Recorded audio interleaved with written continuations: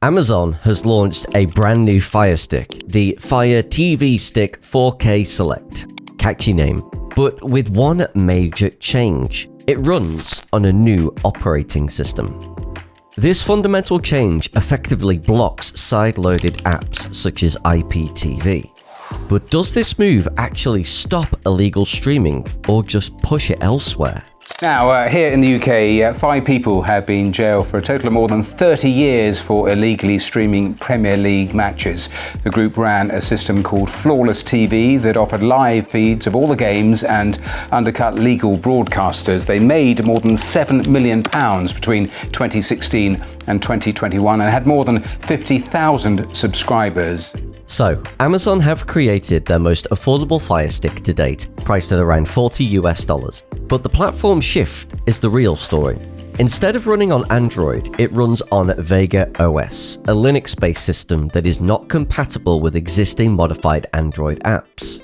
James Bohr, a cybersecurity expert, told Metro, "It's going to cause a problem for the people who create these apps. The new Fire Stick prevents certain apps from being sideloaded, meaning users can no longer install software outside of the official Amazon App Store. Apps uploaded to the new system will struggle to gain permission such as internet connectivity." Amazon themselves confirmed, "For enhanced security, only apps from the Amazon App Store on Fire TV are available for download. Some modified apps may be disabled with warnings such as, 'This app has been disabled because it can put your device or personal data at risk.' That means apps built as Android.apk files simply won't run on Vega. Developers must rebuild them from scratch. In effect, Amazon is closing off the primary entry point for many illegal IPTV services. The shift comes amid growing public pressure.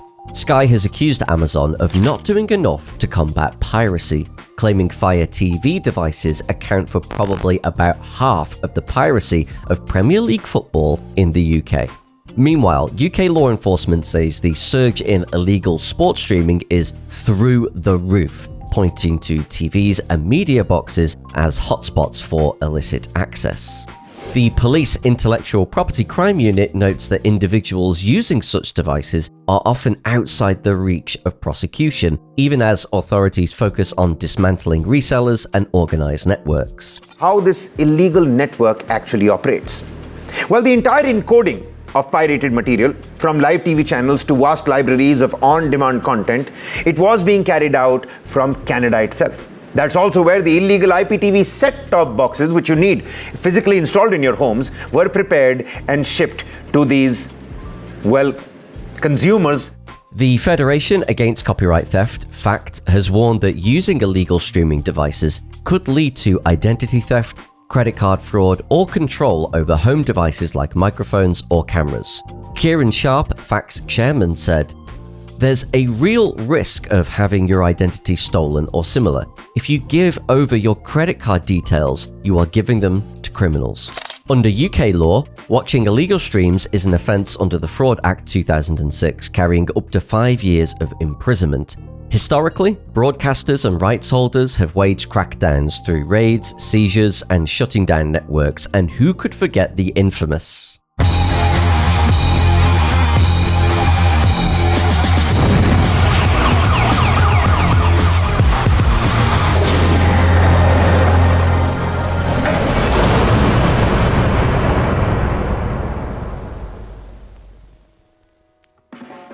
But this isn't a silver bullet. As history would suggest, the internet always finds a way. Whilst the Fire Stick may soon be rendered useless for IPTV, Android TVs, set-top boxes, tablets, or other sideloadable hardware remain viable for pirate services. Amazon is also launching a cloud app program, which streams Android apps in containers from the cloud to Vega devices when native versions are unavailable. That means some functionality may still reach Vega devices, though Amazon will restrict it to apps they select and exclude illicit ones. Also, existing Fire Sticks running Android will continue to be supported, and Amazon says it will keep releasing Android-based Fire TV models, meaning modified Android apps could live on those devices for now. James Bohr cautioned, "There is no way this is actually going to stop illegal streaming. People are just going to switch to non-Amazon devices." Feature trade-offs also exist. The 4K Select has just 1 GB of RAM, compared to 2 GB on some older models. It lacks Dolby Vision, uses Wi-Fi 5 instead of 6, and ships with a basic remote. So many buyers may still prefer full Android sticks when they want sideloading flexibility. From a piracy view, the shift changes tactics but doesn't eliminate them. Developers, resellers, and users will adapt as the streaming market continues to fragment. Obviously, everybody is very excited for the ESPN product launch, but we still don't know how exactly that's going to play out. Again, a huge source of upside is going to be the streaming business. Everybody is expecting huge cost savings when it comes to the integration of Hulu and Disney+. But again, execution is a little bit of a risk. The truth is that with so many programs scattered across Sky, Virgin, Netflix, Prime, Disney+, Apple TV, Paramount Plus, and more, and wages continuing to stagnate, consumers just can't keep up.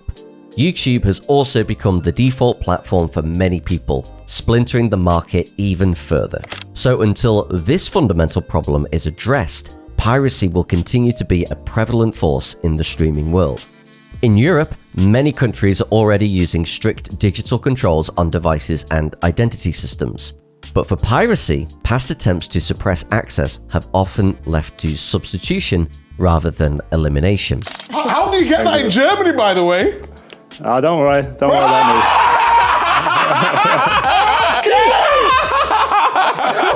I'm not accusing you of anything, but I'm just saying. And he's got a dodgy box. I don't think Sky goes to Germany.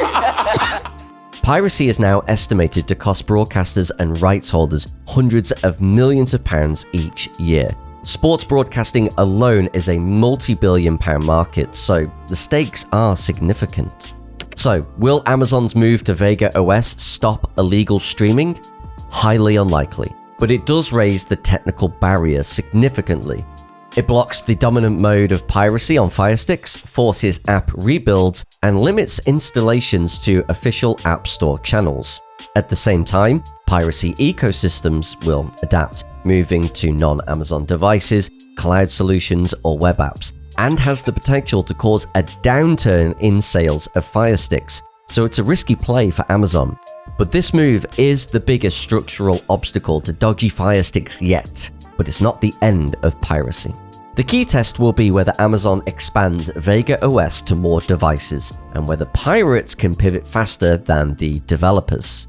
The future of streaming may depend not just on software, but on how far consumers are willing to go to access free content. Thanks for watching Bizotium. If you enjoyed this video, please consider subscribing with notifications on, and we'll see you on the next one.